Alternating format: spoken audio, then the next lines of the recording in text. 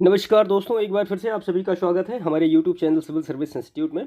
तो कल हमने जो जनरल स्टडी का पेपर था पूरा 140 प्रश्न का, उसको हमने चैनल पे अपलोड किया था। और आज हम ये जो हिंदी का पेपर होता है 60 जो प्रश्न जिसमें आते हैं 60 क्वेश्चन, तो उसका हम पूरा एक एनालिसिस करते हैं। ये भी हिंदी की टेस्ट सीरीज है। इसमें पूरे 60 प्रश्न हैं जिसको हम वन बाई वन देखेंगे। और अकॉर्डिंग टू सिलेबस, जैसे आर ओ में प्रश्न आते हैं वैसे ही सारी चीज़ें इसमें मिलेंगी आपको। तो चलिए हम शुरू करते हैं इस टेस्ट सीरीज को। तो इसमें जो सबसे पहला प्रश्न है, हाँ एक रिक्वेस्ट और आपसे करेंगे। देखिए, चैनल को प्लीज़ सब्सक्राइब कर लीजिए आप लोग। मतलब वॉचिंग तो सभी लोग करते ही हैं लगभग, लेकिन सब्सक्राइब नहीं करते। तो प्लीज़ थोड़ा सब्सक्राइब कर दीजिए चैनल को, तो उससे थोड़ा हमारा मोटिवेशन बढ़ता है। हम अच्छे से अच्छा कंटेंट आपके लिए लेके आते हैं, ठीक है। तो प्लीज़ सब्सक्राइब कर लीजिएगा, और अगर वीडियो अच्छा लगे तो लाइक भी करिएगा और दूसरों को शेयर भी करिएगा। तो इसमें जो सबसे पहला प्रश्न दिया गया है, तो 1 से लेकर 10 तक के प्रश्न के लिए एक निर्देश है। तो निम्नलिखित शब्दों के विपरीतार्थक शब्द लिखिए।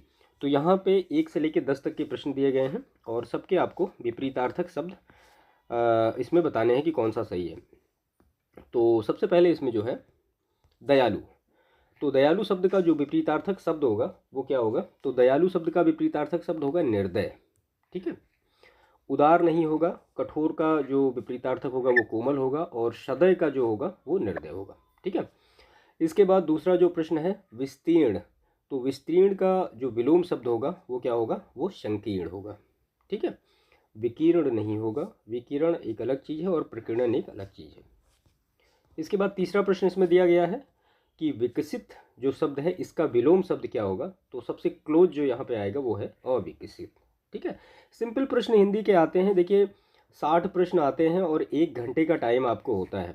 और अगर आपने सही से तैयारी अच्छी तरीके से की है तो आई होप 15 से लेकर 20 मिनट में आपका ये पूरा पेपर हो जाता है, ठीक है। अगर आपने अच्छा खासा रिवीजन किया है, अच्छी खासी चीज़ों को पढ़ी है, तो 15 से 20 मिनट से ज़्यादा समय आपको नहीं लगता है ये पूरे के पूरे 60 प्रश्न करने में। लेकिन हाँ, इनको थोड़ा ध्यान से करना चाहिए, क्योंकि देखिए ये एक ऐसा पेपर है जो कि आपका सिलेक्शन करा भी सकता है और आपको सिलेक्शन से बाहर भी कर सकता है। और इसमें कोशिश हमेशा ये होनी चाहिए कि एबव 50 मार्क आपको लेके आने ही आने हैं, चाहे जैसे लेके आने हैं, ठीक है। इसके बाद क्वेश्चन नंबर 4 है विहित। विहित का विलोम पूछा गया है। तो विहित का विलोम निहित नहीं होगा, विहित का विलोम होगा निषिद्ध, ठीक है। और क्वेश्चन नंबर 5 है दीर्घकाय। तो दीर्घकाय का विलोम शब्द पूछा जा रहा है। तो देखिए, विशालकाय का लघुकाय विलोम शब्द होगा, ये दोनों आपस में ही कॉम्प्लीमेंट्री हैं। और दीर्घकाय का जो विलोम शब्द होगा वो क्या होगा? कृष्यकाय, ठीक है। इसके बाद छठा जो प्रश्न दिया गया है निष्काम। निष्काम का विलोम पूछा गया है कि निष्काम का विलोम क्या होगा? तो निष्काम का विलोम यहाँ पे चारों ऑप्शन में सबसे क्लोज क्या है? सकाम होगा। कई बार हमें लगता है अकाम होगा, लेकिन ये नहीं होगा। सकाम निष्काम का विलोम होगा, ठीक है। कर्मण्य, अकर्मण्य का कर्मण्य होगा। और क्वेश्चन नंबर 7 है अलौकिक का विलोम पूछा जा रहा है। अलौकिक का विलोम क्या होगा? तो अलौकिक का जो विलोम होगा वो होगा लौकिक, ठीक है। भौतिक का विलोम अगर आप कहेंगे तो फिर ये होगा आध्यात्मिक। और पारलौकिक का विलोम क्या होगा? तो पारलौकिक का विलोम होगा ऐहिक, ठीक है। और इसके बाद नैसर्गिक का विलोम जो होगा वो होगा कृत्रिम, यानी आर्टिफिशियल, ठीक। इसके बाद बहिष्कार। बहिष्कार का विलोम क्या होगा? तो बहिष्कार का मतलब किसी भी चीज़ का बहिष्कार करना, यानी उसको न लेना। तो बहिष्कार का जो विलोम होगा सबसे क्लोज यहाँ पे, तो वो होगा स्वीकार। हड़ताल एक अलग चीज़ हो गई, समर्थन करना और न समर्थन करना वो एक अलग चीज़ हो गई, ठीक है। इसके बाद है फिर सुलभ। तो सुलभ का विलोम शब्द क्या होगा? तो सुलभ का विलोम शब्द जो यहाँ पे होगा वो होगा दुर्लभ। सुलभ का विलोम शब्द क्या है? तो वो होगा दुर्लभ। असहज का क्या होगा? सहज होगा। लभ्य का अलभ्य होगा। स्वीकार। स्वीकार का विलोम शब्द क्या होगा? तो स्वीकार का विलोम शब्द यहाँ पे सबसे क्लोज जो होगा वो होगा निर्विकार, ठीक है। विकारी का अविकारी होता है। ये दोनों आपस में कॉम्प्लीमेंट्री हैं, यानी विलोम शब्द है, ठीक है। तो ये अभी तक जो 10 प्रश्न पूछे गए थे ये सारे विलोम शब्द के थे। अब क्वेश्चन नंबर 11 से ये इसमें से पूछा गया है कि निम्नलिखित में से सही शब्द कौन सा है। तो यहाँ पे 4 ऑप्शन दिए गए हैं, आपको इनकी वर्तनी बतानी है कि वर्तनी इनकी सही कौन सी है, ठीक है। अब देखिए, यहाँ पे आषाढ़ के बारे में 4 ऑप्शन दिए गए हैं। अब आषाढ़ सही क्या है? तो जो होता है वो होता है आषाढ़, ठीक है। ये करेक्ट एक्सप्लेनेशन है, यानी करेक्ट वर्ड है ये भी गलत। आषाढ़ नहीं होता है, आषाढ़ में बड़ा शाह नहीं होता है। और ये जो होता है ये छोटा सा भी नहीं होता है। तो ये आप याद रखिएगा, आषाढ़ होता है। ठीक है। क्वेश्चन नंबर 12 है, इसमें भी आपको ये बताना है कि कौन सा शब्द अशुद्ध है यहाँ पे। ठीक है। देखिए, प्रश्न पढ़ना बहुत ज़रूरी है, मतलब सबसे जो ज़रूरी चीज़ है वो मेन चीज़ ये है कि प्रश्न पढ़ना, शुद्ध पूछ रहा अशुद्ध पूछ रहा क्या पूछ रहा है, ये बहुत आवश्यक है। तो यहाँ पे पूछा गया निम्नांकित में से अशुद्ध शब्द कौन सा है। तो अब यहाँ पे विकास लिखा हुआ है, प्रशंसा लिखा हुआ है, दुष्कर लिखा हुआ है और शुश्रूषा लिखा हुआ है। तो शुश्रूषा में जो होता है ये मात्रा जो होती है इस तरह से होती है। ठीक है। बाकी ये तीनों ही वर्ड करेक्टली लिखे गए हैं। क्वेश्चन नंबर 13 है, पंचांग शब्द में उच्चारित ध्वनियों का लेखन निम्नलिखित में से किसमें हुआ है।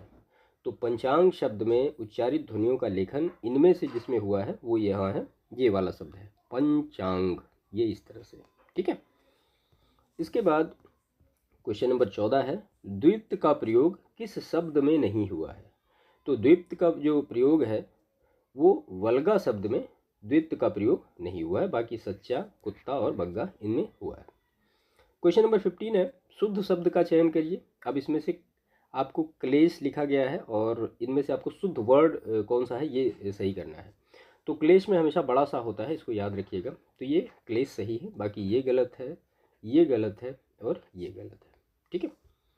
इसके बाद निम्नलिखित में से कौन सी बात गलत है। अब यहाँ पे 4 चीज़ें दी गई हैं, आपको ये बताना है इनमें से गलत कौन सा है। ठीक है। तो पहला जो ऑप्शन दिया गया है इसमें लिखा है ध सघोष महाप्राण दंत्य है। ठीक है। बी ऑप्शन है ब सघोष ओष्ठ महाप्राण है। तो आधा च अघोष तालब्य अल्पप्राण है और ख जो है वो कंठव्य महाप्राण अघोष है। अब आपको इसके लिए ये सारी चीज़ें पता होनी चाहिए कि कंठव्य, तालब्य, मूर्धन्य और ओष्ठव्य ये जो शब्द होते हैं इनके उच्चारण का स्थान क्या क्या होता है और कौन कौन से ऐसे शब्द होते हैं जो हश्य होते हैं और दीर्घ होते हैं। हश्य और दीर्घ में अंतर इतना होता है कि हश्य को बोलने में कम समय लगता है और दीर्घ को बोलने में अधिक समय लगता है। तो ये जो एक हिसाब से हम ये कहें कि हिंदी वर्णमाला का जो पहला चैप्टर होता है किसी भी बुक का, उसमें आपको सारी चीज़ें ये सारी मिल जाएंगी और हमको कुछ चीज़ें यहाँ पे बता देते हैं। अब देखिए कंठव्य, इसको आप नोट भी कर लीजिएगा। कंठव्य ध्वनियाँ कौन कौन सी होती हैं, तो वो होता है क ख ग घ अंग। अब इसी में क जो होता है वो अघोष अल्पप्राण होता है, ख जो होता है अघोष महाप्राण होता है, ग जो होता है वो सघोष अल्पप्राण होता है और घ जो होता है वो सघोष महाप्राण होता है और अंगा जो है ये नासिक के होता है। तो इस तरह से आप वो देखेंगे आपको तो वो सारी चीज़ें मिल जाएंगी। वैसे हम अपने जो हमारा जो टेलीग्राम का चैनल है उसमें एक लिस्ट बना के हम उसमें सबमिट कर देंगे इस वीडियो के साथ साथ, तो वो चीज़ें आपको और भी याद रहेंगी, क्लियर रहेंगी। ठीक है। तो यहाँ पे जो इसका सही आंसर होगा, निम्नलिखित में से कौन सी बात गलत लिखी है, तो ये जो है ब जो है सघोष ओष्ठ महाप्राण है, ये गलत लिखा हो, बाकी ये तीनों सही हैं। ध सघोष महाप्राण दंत्य है, आधा च अघोष तालब्य अल्प प्राण है और ख कंठव्य महाप्राण अघोष है। ठीक है। इसके बाद स्वर रहित र का प्रयोग हुआ है। तो इसमें अब पूछा गया कि स्वर रहित र का प्रयोग किसमें हुआ है, तो पुनर्निर्माण में जो है ये र का प्रयोग हुआ है स्वर रहित। बाकी ट्रक में भी नहीं हुआ, त्राटक में भी नहीं हुआ और शत्रु में भी नहीं हुआ। क्वेश्चन नंबर 18 दिया गया है, निम्नलिखित शब्दों में से शुद्ध रूप है। अब इसमें 4 प्रज्वलित वर्ड लिखे गए हैं, आपको इसमें से सही बताना है कौन सा है। देखिए प्रज्वलित में हमेशा याद कर लीजिए कि जो ज होता है वो 2 बार होता है और दोनों आधा होता है। ठीक है। तो ये जो है प्र आधा ज व ला पर छोटी की मात्रा और ता, इसको याद रखिएगा। इसके बाद क्वेश्चन नंबर 19 है, यदि नीचे का ओठ पूरी तरह काट दिया जाए तो किस ध्वनि के उच्चारण में कठिनाई होगी। अगर मतलब नीचे का ओठ यूज न किया जाए तो किस ध्वनि के उच्चारण में हमें कठिनाई होगी, तो ब नहीं हम बोल सकते हैं, बाकी सारा बोल पाएंगे।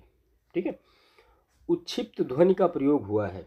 अब उच्छिप्त भी एक टाइप की ध्वनि है, जैसे कंठव्य होते हैं, तालव्य होती है, उसके बाद महाप्राण होते हैं, ये सारे होते हैं। ऐसे उच्छिप्त भी एक ध्वनि होती है। तो इसमें उच्छिप्त ध्वनि का प्रयोग किसमें हुआ, तो ये हुआ है पढ़ाई में। इसके बाद दूसरों को आगे बढ़ने की इच्छा के लिए एक शब्द क्या होगा। अब दूसरों की आगे बढ़ने की इच्छा के लिए एक शब्द क्या होगा, तो जाहिर सी बात है वो स्पर्धा होगा, क्रोध नहीं होगा, ईर्ष्या नहीं होगा, द्वेष नहीं होगा। क्वेश्चन नंबर 22 है, वह स्त्री जो संतान उत्पन्न न कर सके के लिए एक शब्द क्या होगा। तो उसके लिए क्या एक शब्द होगा, तो होगा बंध्या। पुत्रहीना नहीं होगा, परकीया नहीं होगा और खंडिता भी नहीं होगा। क्वेश्चन नंबर 23 है, हाथ में लेकर चलाया जाने वाला हथियार के लिए एक शब्द है। तो जो हाथ में लेकर जैसे हथियार चलाया जाता है, जैसे हम उसको कह सकते हैं तलवार है, तो तलवार क्या है, एक शस्त्र है। और जो जैसे धनुष बाण है, तो बाण क्या है, बाण को हम फेंक के मारते हैं दूसरे को, तो वो क्या हो गया, वो अस्त्र हो गया। ठीक है, तो जो हाथ में लेकर चलाया जाता है उसको शस्त्र कहा जाता है, और जो ऐसे हथियार जिनसे हम दूर हमला करते हैं तो उनको हम अस्त्र कहते हैं। क्वेश्चन नंबर 24 है, दूसरे के स्थान पर कार्य करने के लिए एक शब्द क्या है, तो वो है स्थानापन्न। इसके बाद क्वेश्चन नंबर 25 है, प्रारंभ से लेकर अंत तक के लिए एक शब्द है, तो उसके लिए एक शब्द क्या होगा, अर्वाचीन होगा, अधोपांत नहीं होगा। और तात्कालिक मतलब करंट अफेयर्स, और सामयिक मतलब करंट अफेयर्स। क्वेश्चन नंबर 26 है, जिसकी कोई इच्छा न हो के लिए एक शब्द क्या होगा, तो वो होगा निष्प्रह। ठीक है, इच्छाहीन नहीं होगा। इसके बाद क्वेश्चन नंबर 27 है, बिना पलक गिराए के लिए एक शब्द क्या होगा, तो निर्निमेष भी होता है, अपलक भी होता है, अनिमेष भी होता है, यानी तीनों ही शब्द सही होते हैं बिना पलक गिराए के लिए एक शब्द में। तो यहाँ पे ऑप्शन डी करेक्ट होगा। क्वेश्चन नंबर 28 है, जो किसी से कुछ ना मांगे के लिए एक शब्द क्या होगा, तो जो किसी से कुछ ना मांगे उसके लिए क्या होगा एक शब्द, अजाची। ये नया शब्द है, इसको आप नोट करिएगा। इसके बाद क्वेश्चन नंबर 29 है, जिस पर अनुग्रह किया गया हो के लिए एक शब्द होगा, तो वो होगा अनुकंपित। ठीक है। क्वेश्चन नंबर 30 है, करने की इच्छा के लिए एक शब्द क्या होगा, तो होगा चिकीर्षा। ठीक है, मुमुक्षा, मुमूर्षा, जिगीषा, बुभुक्षा, ये तीनों शब्द अलग हैं। चिकीर्षा यहाँ पे क्या होगा, करने की इच्छा जिसको होगी उसको हम कहेंगे चिकीर्षा।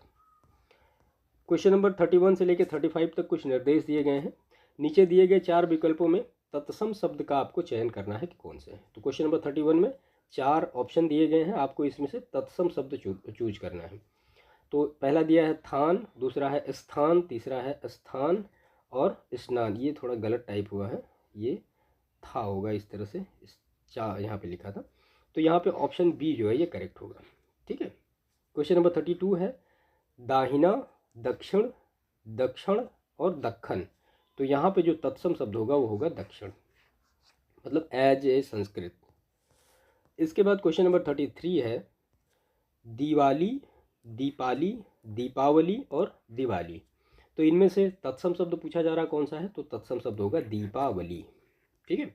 क्वेश्चन नंबर 34 है, दसवां, दशम, दशन और दशेन। इसमें से पूछा गया है कि तत्सम शब्द कौन सा है, तो वो दशम जो होगा ये तत्सम शब्द होगा, बाकी सारे तद्भव हैं। क्वेश्चन नंबर 35 है, नौ, नव, नव और नेव। इनमें से तत्सम शब्द कौन होगा, तो नव जो है ये तत्सम शब्द है। ठीक है। इसके बाद फिर क्वेश्चन नंबर 36 से लेकर 40 तक के कुछ निर्देश दिए गए हैं। नीचे दिए गए 4 विकल्पों में से तद्भव शब्द का चयन करना है आपको, कौन से हैं। तो अभी ऊपर हमने 5 प्रश्न में तत्सम का चयन किया, अब नीचे जो 5 प्रश्न में तद्भव का चयन करें। तो क्वेश्चन नंबर 36 है, अंत्र, अंध, अंगुष्ठ और अंडी। तो इनमें से तद्भव शब्द कौन सा है, तो ये है अंडी। क्वेश्चन नंबर 37 है, अर्धपूरक, अर्ध तृतीय, अढ़ाई और अमृत में से तद्भव शब्द कौन सा होगा, तो ये अढ़ाई होगा। जिसको तद्भव शब्द ऐसे शब्द होते हैं जिनका हम आजकल बोलचाल की भाषा में यूज करते हैं। क्वेश्चन नंबर 38 है, अज्ञान, अज्ञानी, अजान और अनाय। तो इनमें से पूछा जा रहा है कि तद्भव शब्द कौन सा है, तो वो होगा अजान। क्वेश्चन नंबर 39 है, अग्नि, उद्दर्तन, आग, उच्चु। तो इसमें से तद्भव शब्द कौन सा होगा, तो ये आग होगा, अग्नि जो होगा ये तत्सम होगा। क्वेश्चन नंबर 40 है, अनथ, अन्यत्र, अगार और आत्मनः में तद्भव शब्द कौन सा है, तो अनत जो होगा ये तद्भव शब्द होगा। ठीक है। इसके बाद क्वेश्चन नंबर 41 है, सौरभ धीरे धीरे दौड़ा अतः असफल हो गया। इस वाक्य में धीरे धीरे क्या है, तो धीरे धीरे क्या है, तो धीरे धीरे एक क्रिया विशेषण है। ठीक है। क्वेश्चन नंबर 42 है, वैश्विक आर्थिक मंदी का असर करोड़ों लोगों पर स्पष्ट दिखाई पड़ रहा है। इस वाक्य में किस प्रकार के विशेषण का बोध हो रहा है। तो यहाँ पे पूछा जा रहा है मतलब किस प्रकार के विशेषण का बोध हो रहा है, तो यहाँ पे करोड़ों लोगों पर स्पष्ट दिखाई दे रहा है, यानी करोड़ों लोगों, एक कोई निश्चित मात्रा नहीं है, कोई निश्चित संख्या नहीं है, तो यहाँ पे क्या होगा, अनिश्चित संख्यावाचक विशेषण। ठीक है। इसके बाद क्वेश्चन नंबर 43 है, विश्वजीत बड़ा डरपोक स्वभाव का व्यक्ति है। इस वाक्य में कौन सा पद प्रविशेषण का बोध कराता है। अब विशेषण की भी जो विशेषता बताता है उसको हम क्या कहते हैं, प्रविशेषण। तो यहाँ पे स्वभाव का विशेषण डरपोक है, तो डरपोक को और ज़्यादा क्लैरिफाई कौन कर रहा है, तो वो बड़ा कर रहा है, तो यहाँ पे क्या हो जाएगा, प्रविशेषण बड़ा। तो ऑप्शन बी करेक्ट होगा। ठीक है। क्वेश्चन नंबर 44 है, इनमें से कौन सा वाक्य परिमाणवाचक विशेषण वाला वाक्य है। तो पहला ऑप्शन है, उस सभा में लगभग 1000 के आसपास व्यक्ति थे। अब आपको यहाँ पे निकालना परिमाणवाचक विशेषण। चुल्लू भर पानी में डूब मरो, 5 में से 6 बच्चे इधर ही आ रहे थे, इस पानी में 15 मछलियाँ हैं। तो यहाँ पे एक जो हम ये कहें कि चुल्लू भर पानी में डूब मरो, ये जो है एक परिमाणवाचक विशेषण है। ठीक है। इसके बाद क्वेश्चन नंबर 45 है, बगैर शोषण का कोई भी। अब यहाँ पे आपको फिल करना है कि क्या नहीं होता। इस वाक्य में रिक्त स्थान के लिए उपयुक्त विशेषण का आपको चयन करना है। तो बगैर शोषण का कोई भी धनी नहीं होता, यहाँ पे ऑप्शन ए आएगा। ठीक है। क्वेश्चन नंबर 46 है, आलसी व्यक्ति जीवन में कभी भी सफल नहीं होते, इस वाक्य में विशेष्य है। विशेषण आप मतलब जो किसी संज्ञा की विशेषता बताएं, और विशेष्य वो होते हैं जो एक संज्ञा होती है इसमें। तो इसमें कहा गया आलसी व्यक्ति जीवन में कभी सफल नहीं होते, इसमें से विशेष आपको बताना है, यानी संज्ञा बतानी है। तो यहाँ पे किस चीज़ के बारे में बात हो रही है, तो देखिए यहाँ पे व्यक्ति क्या है, व्यक्ति की विशेषता कौन बता रहा है, ये आलसी बता रहा है। तो आलसी यहाँ पे विशेषण हो गया। अब आलसी अगर विशेषण हो गया तो किसकी विशेषता बता रहा है, तो व्यक्ति की विशेषता बता रहा है। तो यहाँ पे विशेष्य क्या हो जाएगा, तो ये व्यक्ति हो जाएगा। ठीक है। इसके बाद क्वेश्चन नंबर 47 है, दप दप शब्द किसके लिए प्रयुक्त विशेषण है। तो बहुत गहरे के लिए, बहुत ज़्यादा हरे के लिए, बहुत अधिक खट्टे के लिए, बहुत अधिक सफ़ेद के लिए, ये ऑप्शन करेक्ट होगा यहाँ पे। क्वेश्चन नंबर 48 है, इनमें से कौन सा विशेषण काल बोधक नहीं है। तो अब काल बोधक कौन सा विशेषण नहीं है, तो पुराना जो है ये काल बोधक विशेषण नहीं है। ठीक है। इसके बाद इसमें है 49 नंबर का प्रश्न, चारों आदमी संख्यावाचक विशेषण में किस रूप का बोध कराते हैं। तो यहाँ पे जो चारों आदमी हैं ये संग्रहवाचक विशेषण का बोध कराते हैं। क्वेश्चन नंबर 50 है, बीप्सावाचक संख्या बोधक विशेषण का उदाहरण कौन सा है। तो ये है 5 5 छात्र, ये जो है बीप्सावाचक संख्या बोधक विशेषण का उदाहरण है। क्वेश्चन नंबर 51 है, निम्न में से कौन सा पर्यायवाची शब्द युग्म सही नहीं है। तो यहाँ पे 4 शब्द दिए गए हैं, आपको ये बताना है इसमें से सही कौन सा नहीं है। ठीक है। तो कमल मृणाल ये सही है, ओस निहार ये भी सही है, आकाश अभ्र ये भी सही है, गाय और द्विज ये सही नहीं है, गाय अलग होती है और द्विज का मतलब ब्राह्मण होता है। क्वेश्चन नंबर 52 है, निम्न में से कौन सा पर्यायवाची शब्द युग्म सही है। अब यहाँ पूछा तो सही नहीं है और यहाँ पूछा है सही है। तो पति भार्या, नदी प्रस्तर, चंद्रमा आदित्य, धनुष सही है, बाकी ये गलत है तीनों। भार्या मतलब लड़की होता है, या और पति अलग हो गया, चंद्रमा अलग हो गया, आदित्य सूर्य हो गया, नदी अलग हो गया, प्रस्तर अलग हो गया। क्वेश्चन नंबर 53 है, मयूख किस शब्द का पर्यायवाची है। तो मयूख का मतलब होता है रोशनी। ठीक है। क्वेश्चन नंबर 54 है, निम्न में से कौन सा शब्द फूल का पर्यायवाची नहीं है। अब आप जानते हैं फूल का पर्यायवाची सुमन है, सारंग है, प्रसून है। तो यहाँ पे फूल का पर्यायवाची जो नहीं है वो पवमान नहीं है। ठीक है। क्वेश्चन नंबर 55 है, निम्न में से कौन सा वृक्ष का पर्यायवाची नहीं है। तो वृक्ष का पर्यायवाची क्या नहीं है, बिटप पादप तरु ये सब होगा, प्रवात नहीं होगा। वैसे पर्यायवाची से रिलेटेड एक पीडीएफ और उससे रिलेटेड एक वीडियो भी चैनल पे पड़ा हुआ है। आप जो टेलीग्राम का चैनल है आप उसको ज्वाइन कर लीजिए, वहाँ से पीडीएफ डाउनलोड करके उसका एक प्रिंट ले लीजिए। आप सिर्फ उतना ही पीडीएफ कर लीजिए, आपको ये मतलब पर्यायवाची का कोई भी प्रश्न आई थिंक आर के एग्जामिनेशन में तो नहीं फंसेगा। 10 के 10 आएंगे तो आपको 10 के 10 ही मिल जाएंगे पूरे के पूरे, क्योंकि वो लास्ट ईयर लगभग 20-25 साल के प्रश्नों को एक जगह कंसाइज किया गया है। ठीक है। इसके डिस्क्रिप्शन में वीडियो के आपको टेलीग्राम का लिंक मिल जाएगा, आप ज्वाइन करके आप डाउनलोड कर लीजिए उसको। तो यहाँ पे शोणित जो है ये रक्त का पर्यायवाची है। चांदनी का पर्यायवाची शब्द क्या है, तो चांदनी का पर्यायवाची शब्द ज्योत्सना है। ठीक है। क्वेश्चन नंबर 60 है, इस सेशन का लास्ट प्रश्न, लक्ष्मण का पर्यायवाची कौन सा नहीं है। तो बलभद्र जो है लक्ष्मण का पर्यायवाची नहीं, बाकी लखन, सौमित्र, रावण ये सारे हैं। तो ये हिंदी का एक टेस्ट सीरीज था, पहला टेस्ट सीरीज था जिसमें कि 60 प्रश्न थे। तो इसको आप अच्छी तरीके से देखिएगा, और जो भी प्रश्न इसमें से आपके नहीं आ पा रहे हैं या जो भी सेक्शन आपका वीक है, आप उस पर थोड़ा फोकस करिए, उस पर मेहनत करिए। अभी आपको काफ़ी टाइम है एग्जामिनेशन की प्रिपरेशन के लिए, ठीक है। तो इस सेशन को समाप्त करते हैं। एक रिक्वेस्ट आपसे फिर से करते हैं कि चैनल को प्लीज़ सब्सक्राइब कर लीजिए, और बाकी वीडियो को लाइक करिएगा, दूसरों को भी शेयर करिएगा। बाकी मिलते हैं नेक्स्ट सेशन में, तब तक के लिए आपका बहुत बहुत धन्यवाद।